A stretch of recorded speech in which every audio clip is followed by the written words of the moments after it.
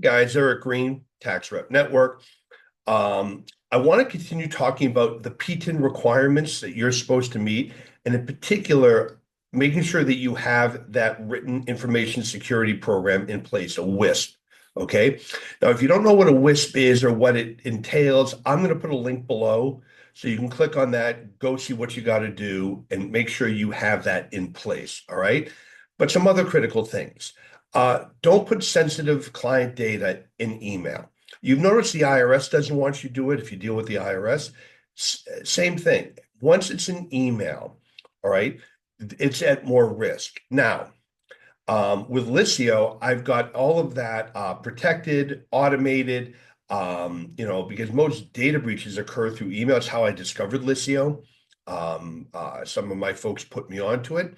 So make sure you're using Liscio for secure communication, so you're not putting stuff in email that could be hacked or be part of a data breach. And in particular, just don't put client-sensitive data in email. The other thing is make sure you have all the other stuff, that your system is properly backed up to an offsite location. I've had horror stories, one of which was one of my favorite clients. It's a restaurant, a pub, and their backup for their computer system went upstairs to another office. Well, the building burned down. So up in smoke literally went their system and their backup.